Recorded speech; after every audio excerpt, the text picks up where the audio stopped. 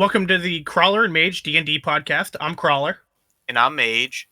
Today we're going to talk about what we think is the mid-tier classes. This is our list. It's also skewed from his list and where he ranked them to where I ranked them. We kind of power ranked them so that we ended up in a weird spot.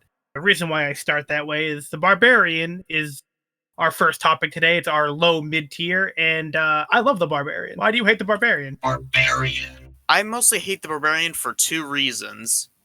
One, it's really bad for new players in terms of role play, because the Barbarian's three main stats are Dexterity, Strength, and Constitution, which means you are most likely dumping your Wisdom, Charisma, and Intelligence.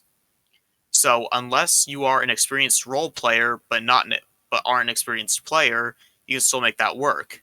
However, most new players aren't very good at role playing yet, so this can lead to a bad teaching experience. It can lead to players becoming a murder hobo and other types of just bad role play habits. I 100% agree with leading to the murder hobo part, but I actually think it's a great role play thing that I say, like, I've been role playing a character and I can just point, and that's the muscle. And you can then be like, I'm intimidating. I do this. I threaten them, and you can do all the things. And even if you fail and look like a dumbass, your character is a dumbass.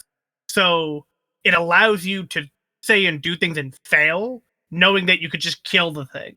You have a trump card. Mm-hmm. Now killing things is always not great, but I actually just love the Barbarian for the opposite of everything you just said.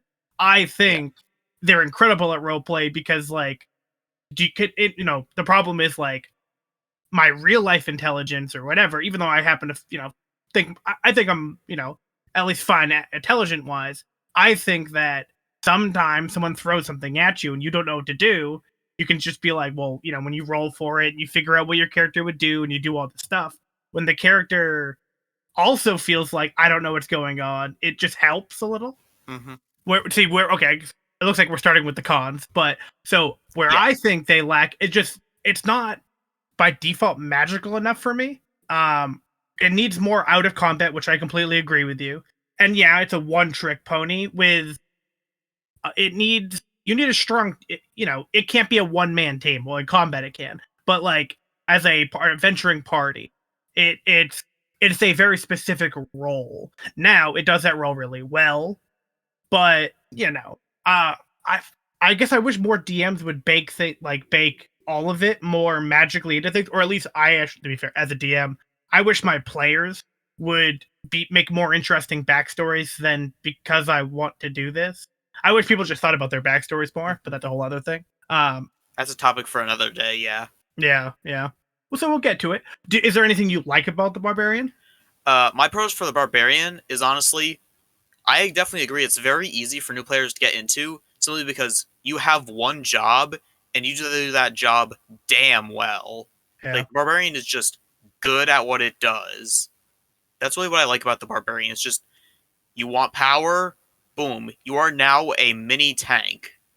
Yeah. The Barbarian is basically taking an unstoppable force and combining it with an immovable object. Yeah, the damage resistance alone is incredible.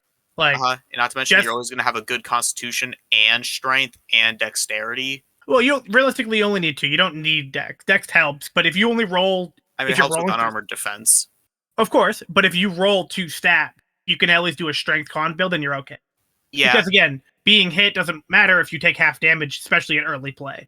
I just think they're just a cooler fighter, which is funny that you like the fighter so much. Well, again, we'll get to more of that later very shortly. Yes. Yes, I happen to think they're just the cooler fighter. I just love their aesthetic. Rage, it's just fun. It's now Rage doesn't have to be I get mad. I like the fact that it could be going Super Saiyan. I'm a huge Dragon Ball Z fan.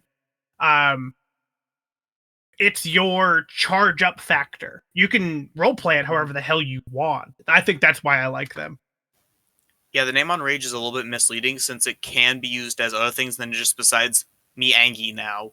Well, it's because of the name that everything is just, it's always used as being a me Angie now thing. Yeah. Me angry now is, it's a mood, but it's not always a mood. Yeah, I can see where, like, maybe some players may only want to play in shorter campaign. They only want to be the big dumb guy so much.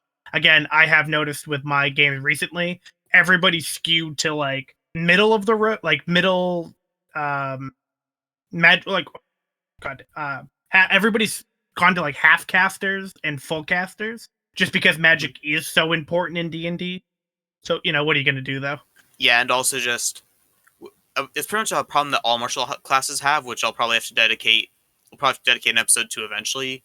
But all martial classes just get boring after a while. Yeah, if they really have to. You Just have to add more really come up with versatility to player martial missions. classes, I think. What is it? I think they just need to add more versatility to martial classes. I just think that the most players don't want to invest in their character. Like, when you make a character, in my opinion, you should have a list of goals. Or at least after like a month of playing your character, you should have a list of goals you wanted. And then you should start communicating that like with your DM. If all of a sudden you realize that like, I've been failing at this, tell your DM you want to get better at this. Your character can develop. That's kind of the point. I don't think enough players like want to bother their DM or want to like control the story, I guess. But it's like if you tell your DM like, "Hey, I know we're doing this, but is there a way we can work in blank?" Most DMs I feel like would be okay with it. So yeah, thing is, you just started my mind there. That's one issue that I have as a player is I'm always worried about like suggesting something because I'm worried about like ruining the story or like bothering people, things like that. well, again, as your current DM, ask me anything you like forever. I'll make it work. Anything else on the barbarian? Nope, that's really all I had to say. Fuck the barbarian. Sorcerer. Fair enough. The sorcerer. What are your pros with the sorcerer? My pros, the sorcerer. So we just talked about the barbarian and how it's the most noob friendly of the classes. And I'd say the sorcerer is the most noob friendly of the spellcasters, at least of the full spellcasters. Well, I love that, honestly. That's well put. Yeah, it's simple, and that can also be its detriment, but it's simple, it's powerful, and it's got good lore. Just it's great for starting out, and because it's a spellcaster, you have a already good built-in roleplay stat you're gonna have. So I feel like it just opens a lot of doors for new players to get into spellcasters. And the way that spellcasting works, if you just knowing spells and having a good ratio of spell slots, I think just really helps the class. No, I mean, I 100% agree with everything you're saying there. Like, it's great for multi-classing because, like, I could make a barbarian and all of a sudden I develop magic. It's like, well, I was secretly a bloodline sorcerer. Like, it grew out of me. The role-playing potential of a sorcerer is awesome. I just happen to think it's not very strong. Meta magic's cool, and wild magic are cool. It's just not nearly as strong as the wizard, which then it's like the wizard's going to take all the attention. And the subclasses, even though there are better ones, now that I guess I actually quite enjoy this one. I don't really quite know how this one got the sorcerer got this low on the list. Now saying that, you simply have to dislike things more than other things. So maybe just my positive bias towards D&D is a little confused, but it is what it is. Yeah, for me, realistically, everything from the sorcerer and beyond, I really don't have any problems with them per se. It's just some had to rank lower because it's a ranking list. Of course. Well, yeah. What are your cons? My cons with the sorcerer, it's just that, like you said, because they're so simplistic, they're not as powerful as other spellcasting classes, and they're just not very versatile. Like meta magic gives them some good versatility, but their spell pool is rather limiting. Everything. And yeah, meta magic just isn't enough. It definitely adds the versatility the class needs, but it's just not enough. No, I agree. So my immediate cons or the things that immediately come to mind is, frankly, you could just make a wizard that naturally was gifted and don't use a spell book, and they're just better than the sorcerer. That's why I think the sorcerer is lower. Yes, the limited spell slots. They don't have any great subclasses. They have a bunch of they have cool ones. Again, wild magic, cool, and divine sorcerer, cool, but they're not great like some of the other things have gotten. And frankly, intelligence is hard for, I feel like, most players. Or intelligence, charisma. They're hard to role play for some people, just because maybe like the nerd who isn't charismatic doesn't know how to tell their DM they're not charismatic or intelligent or whatever. And again, like we've talked before, we think they should be con casters. I just think that'd be cool. I think that'd just be cool. Yeah, having a con caster would be really interesting. And out of all the casters that already exist, Sorcerer is the most compatible with it. Yeah. I guess, sorry, more pros I have about him too. And, well, sorry, more cons from you or anything. That's really all I had to say for cons. I actually really like the Sorcerer. Yeah, I just, something that I really like about, they feel comfortable for 20 levels. If you play 20 levels, they feel comfortable. That's another thing that you grow and develop, and it feels like just when you hear Sorcerer getting stronger, it fits. It almost fits any storyline, anything you're going to do, any long-term campaign that they're in. They're also really fun just to like make a level 14th one and go and fight Santa Claus for it. Druid. The Druid's next. What are your cons about the Druid? Okay, so this is going to make me sound absolutely insane, but my con with the Druid is that the Druid is too good. Oh yeah, we Druid, talked. I think, is overpowered as fuck compared to the other classes. Well, because of Wild Shape? Not just because of Wild Shape, but I definitely think Wild Shape is a very powerful, and it's a lot more game breaking than people think it is. Like it's definitely not underrated, but it's a lot more game breaking than people realize at first. No, so to be fair, I think the Druid's really good. But again, it's this low on the list because of where you put them. I like the fighter got so high up because you put and we haven't talked about it yet, but it's so high on the list because you put it so high. You put other things, you got things higher than these ones that I like, that I'm gonna be like, I don't know, I got very little on how they're this high. But with the Druid, the only main critique I have is the armor bullshit about wooden armor, metal armor crap. And the fact that everybody leans towards their Moon Druid.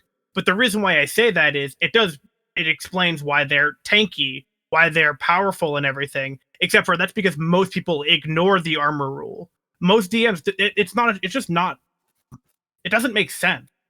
Like, oh, metal, not trees. It's like, yeah, not every character is a hippie, not every character. Also, metal is like in the earth. Like, you find iron in the earth. Like, yeah, metal is still a natural resource, and you're only molding a natural resource into something that's unnatural. So it doesn't make sense to me. I mean, I'm so conflicted on how you like. I can't figure out like how this makes sense in your head. I think they're the coolest summoner. I guess I'm just gonna say my pros now. You can turn into animals. They're really fun summoners. They have a unique spells and role, and they can be good at everything not martial related. Like, I just think they're incredible. I think they're super fun. I think every team should have like a support druid on the team. Like, especially if you don't have like a rogue, or if you don't have a rogue, you don't have a tank, you don't have a healer, your druid can fill in one of those spots. And I think that's awesome. They also have some really fun subclasses. Do you have any pros towards the druid? For pros, I mean, as much as I talk about how I think Wild Shape is incredibly broken, I also think it's a really cool ability, and it's extremely versatile, and definitely it's a unique and powerful ability that definitely defines the class. I think it's definitely a very interesting ability. Okay, fair enough. Do you have anything you want to share about the druid? You don't seem to have like realistically any love or hate towards it. It seems like you almost find it in a good. You find it in the middle of the list for a reason. Yeah. Well, one final thing that I do have to say, it's about the subclasses that you mentioned. It definitely does have some very interesting choices for subclasses. The only problem is, literally all of them get completely outclassed and overpowered by the Moon Druid. If you want to use Wild Shape as your main thing, if you want to be a healer, you can't be a Moon Druid. Well, you can, but if you want to be a healer, you're going to want to do like Wild Spirit, because now you're a fire mage who can heal. The Star Druid is super fun for utility and like a stealth based companion to the team. And also it's just really fun lore wise. It's also nice if you just don't want to be a hippie. You don't have to be a hippie and be a Moon Druid. But I actually just think that notion is wrong. Like, that, I feel like the memes and your players have ruined the druid for you. I just think they're fun. Hmm. Anything else you want to share on the druid? That's really all I had to say for the druid. Yeah, Fighter. Okay, well, what are your cons on the fighter? fighter is basically the same as the barbarian. Get used to me saying that for the next few minutes. The fighter falls in the same trap as the barbarian in the sense that because your main stats are strength and con or dexterity and con, your roleplay stats are going to be lacking. Although I feel this isn't as big of an issue with fighter than it is as barbarian because Oh, you don't have to allocate as many points into because like you don't have to allocate points into both strength and dexterity. You can instead only focus on one of them and dump the other. Oh, so you're thinking very stat wise, which that makes sense. I think me and you look Yeah. at some things maybe a little bit differently, and that would just explain where our thought process comes. Yeah, I Um, definitely look at things with stats as a very key factor. Of course, I take other things into account, but I definitely focus on stats a lot and the power of something. Have you played a fighter? Yes, I did play a fighter in that stream campaign a couple years ago. It was the pirate campaign. Oh, that. Okay, cool. So I feel like you must have had fun with it because the fact that Oh you yeah, I had enjoy a them lot so of fun much. with it. Yeah. So where I think their cons are, I think the fact that they're limited skill wise. I think all the martial classes should have more skills, like physical skills. I don't know why. It just that feels like something they're just lacking. I think that I think the fighter is like there's 14 classes because the way we have it set up, and I feel like it being it's not, it's number 6 for us, but it being right in the middle makes a lot of sense because it's the jack of all trades. I just happen to Yeah. think that no matter what I want to do, I'm never gonna make a fighter because I'll just make something else.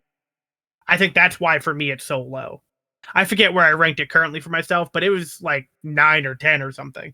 And you had it 3, and we got up to this point. So Mhm. now again, well, actually, I guess another critique: the fact that it just doesn't have magic mostly, and it should like magically be able to do things in some case. And now I guess every cast shouldn't have magic, but Mhm. I don't know, the ability to make a potion, the ability to craft your own weapon, the ability to do more than other than fighting is what I think the class is. You know, like it's good at fighting. I mean, the fighter can do all that in the base rulebook. I'm pretty sure. Well, everybody can, but it should have some boost towards it, I guess is my point. It should have more there should be some skills that you're good at making yourself armor. You're like fighters are good blacksmiths or something. Like give them more than the fighting tag, you know? Now, good. Their genericness can be good because you can be the town guard who did blank that became good. You can be the janitor who decided to start training by the monk. You can become the doctor who got his hands broken and blah blah blah. Like you can turn a fighter into Mhm. anything, which is great. So I'm just leading right into the cons. They're good with weapons, they're good with armor, they're consistent damage, and they're the incredible multi-class. If every character played 3 levels of fighter and then multi-classed into something else after, or probably more realistically like level 5 got multi-attack and then became the other thing, classes would just be more powerful just because I happen to think the fighter is good till level 5. And after that, meh. Going right into my pros of the fighter because you just kind of segued for me. Of course. I think the fighter is good because it can basically any character, regardless of nearly every character, regardless of backstory, can become a fighter, and it would make sense. And pretty much any fighter can do anything. Like you want a magical fighter, okay, you can pick Eldritch Knight. You want to focus on having more versatility and more options in combat, then you can pick Battle Master, who is basically just a sorcerer, but for martials, because battle maneuvers are a really cool mechanic, and that's why I like Battle Master. Oh, they're actually quite fun. They're great for multi-classing. I agree. Not just multiclassing, even their subclasses are just so incredibly versatile. And also, It's because they have a lot. They get a lot of love. and the martial styles or whatever they're called are also pretty useful because you can be like, oh, I want to focus on using a giant hammer. Hey, there's a martial style for that. I want to focus on using a bow. There's a style for that. I want to be a giant tank. There's a style for that. No, I agree that so actually the funny part is we're looking at it maybe backwards from each other, which is kind of cool. But I think starting as a fighter and then leaving the fighter is cool, but you're actually bringing up going into the fighter. But I would rather go into barbarian, cleric, paladin, rogue for all the same things you just said. Oh, yeah, other classes, fighter's definitely a jack of all trades, but the thing is, the fighter starts as a blank canvas you can do anything with. Except for magic. Except for good magic. I like turn to Eldritch Knight, no, I'm just kidding. No, but fine. That's fine magic. I just wouldn't put... Do you consider that top tier magic? No, definitely not. But That's also... all. So when you say anything, I would just say it's limited specifically on the magic, you know? Now, again... Well, that's the issue with all of the martial classes. Except for the rogue. I feel like the rogue has... like Arcane Trickster and some other stuff. They have like exactly Arcane Trickster and maybe one other one, but I don't think that it gives you magic. I think it just gives you like magic-like features. You could describe the rogue's traits magically and make the rogue interesting. True. Yeah, true. If you decided technical magic, right? Well, but like the rogue gets. I think the rogue is the pinnacle of martial. That's why I'm bringing it up, though. Anything else you want to share on the fighter? One other small detail is that remember earlier when we were talking about how having fighters who are like good with potions, or having fighters who are good with armor and whatnot. Of course. You just described the artificer completely, like the entire point of the artificer. Oh yeah, yeah. All of the artificer subclasses are based around being good with armor, being good with potions, being good with weapons. Right, but just mix the artificer and the fighter together, and you have one really good class instead of two not so great classes. That's a good point. Yeah, like that's the way I think the fighter is just missing. Like it doesn't feel complete. It's not bad. It just doesn't feel complete. And now if you took the artificer as almost like a branch of the fighter, because that's frankly kind of what it feels like, you would just have a better overall thing. Now I think they're going to do pretty good at D&D 1 at formulating everything. So they're talking about like subclasses at 3, feats at 4. Like there's early level feats, and then like we actually got the cleric today for when this is recorded. But the cleric, you don't actually get Divine Smite before you get your subclass, and you can actually choose different Divine Smites as options. Like they're creating like branching trees that are going to be way better, and I just think currently the fighter needs the most branches. Cleric. They have it built like a tank by giving you armors and medium armor and armor proficiencies and whatnot, but they give you a shit hit die. So are you a tank or not? Are you not a tank? I feel like when they built it, they didn't like if you want to be the priest in a robe and you have a shit hit die and you're more magically, they need to buff the magic. But if you're going to be more of like an armored cleric with your sword and your hammer, like the guy you always see on like the default stuff, they should up the hit die and buff the damage a little bit. But like they didn't pick either, and I think that's where my critique with the cleric is. It magically isn't magic enough or like cool enough magically. Yeah, of course it heals and everybody makes it a healer, but it's like it's more than that if they let it be.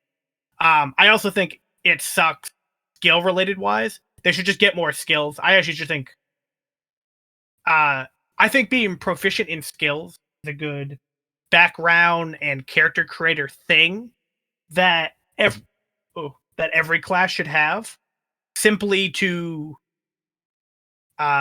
inform what your character was doing prior to playing. Like that's something I don't think players bring up enough. They're like, "Hey, I'm proficient in this. Like, where did I learn this?" But people just click on it and when they make their character these days, or when they read it in the book and don't think about how they got there, and that's a bit of a bummer. I feel like the cleric kind of deals the worst with that. Again, I actually happen to love the cleric. I had it like 3rd overall or something. Yeah. I think the people who play them are the worst because you didn't protect me, so I'm not going to heal you. That happens a lot. That could be a bit of a bummer. Oh yeah, vindictive clerics are the worst, and I've been a victim of that once or twice. Yeah, it's very rare, but the fact that it's a thing and memes are a thing and everybody wants to be a meme these days doesn't quite help. Also, they should have medicine. They should just have more. If they're gonna be like the robe and like magic healer, the support class that you think in your head, they should just have more medical skills too. it just lacks some of that stuff. Do you have any pros you want to talk about them? My pros for the cleric. So my pros for the cleric is really just, in my opinion, the cleric is the textbook definition of a perfect support. Like the cleric has good healing, and like you said, it definitely could be better, but the cleric's definitely a very good healer, probably the best. Yeah, yeah, yeah. Uh, the cleric has some pretty good control spells. If they get access to some really nasty spells from low to high level, like in low level, they get access to nasty things like command, and at high levels, I'm pretty sure they get access to other nasty spells like Wall of Force. Yeah. And then the cleric has some surprisingly powerful damage spells. Like Guiding Bolt is one of their most useful spells, and it just can be an absolute upset in combat. So I have nothing but like a love fest to say about the cleric. I think it's partly a D&D problem that it is more efficient to go down than heal somebody, or heal somebody after they go down, then heal them before they go down, just for the fact that there's no such thing as like negative hit points. I think that hurts in the fact that there's times where the cleric is in no man's land, or they're wasting spells, or there should be more, like, if they're more powerful, you wouldn't be afraid to heal someone earlier, kind of stuff. You have like healing words like 7, like I don't know, I don't remember off the top of my head, but it's not or cure wounds. Cure wounds isn't good enough as a first level spell. Like all healing should be buff, just so that you can feel like you're doing something, not slightly undoing something, right? Like an arrow is going to do more damage than the cure wounds is going to do. It's like, well, then I'll just wait till they're down and then bring them back up. So yeah, that's definitely an issue with healing as a mechanic in D&D right now, is that it's much better to just wait for your teammates to go down and cast a healing word and keep them up at 1 HP, because D&D has an issue where basically your HP does not matter unless you are at 0 hit points. Yeah. No, it's very true though. Now again, I'll say more pros though. Again, they're tanky, heal. They just do everything. They have some really great subclasses, which again, when we do like our spotlights towards everything, we can individually talk about all the subclasses and gush about them then. But they're just fun. They do things. They fit a very specific role, which I didn't really think about much until we started talking about things. But having a role is a good thing. Making the perfect party is actually easier. I think it's easier than maybe some people think, but the cleric almost makes making a party easier in an already pretty easy thing. So it's quite nice. Yeah, that's one thing that I also had written down, is just the subclasses is something I'll talk about when we get to the wizard. But like the wizard, I think the cleric subclasses are great, because if you want to focus on one specific thing, you have a ton of subclasses that let you focus on that specific thing. Like you want to focus more on being able to protect yourself and deal damage, boom, you can take the light cleric. You want to focus more on your healing, boom, take the life cleric. No, I agree. So my issue with the cleric is the cleric, not the subclasses. The subclasses, I think, are almost pretty well defined. They individually make you feel like you're doing a thing. But the cleric itself, the base vanilla cleric, doesn't know what it wants to be. It has armor, it has healing, it has damage, but I wish that when you picked the cleric, or when you started as a cleric, that you got to choose what your proficiencies and things were, not just be given armor, for instance. I think the armor, now, of course, if you want to take the armor, you should be able to, but if I don't want armor, give me a few more skills. Give me, like, history and religion, and let me be the little monk healer guy. Like, I just think that choice is what it's lacking, on top of that it's already very good, you know? Yes. Do you have anything else you want to share on the cleric? Closing argument is probably just the cleric wants to be a tank healer or a tank support, but it gets confused if it wants to be a tank or support. Right. Well, frankly, the cleric wants to be a paladin, but we have a paladin. And the paladin does everything better because it can also fight martially. Right, so that's why I think this is simply just not the paladin. Now, I actually really like the class, but that is how I feel like that's how they built it. Like, Wizard of the Coast, D&D, that's their problem, and I hope that they fix it just to make it its own thing. That was our opinions in all of our mid-tier classes from our class ranking videos. If you enjoy our content, leave a like, subscribe, share the channel with friends. If you want to see more of me, you can search me up on YouTube. It's MageVast9. And if you want to see more of Crawler, you can check them out on Twitch.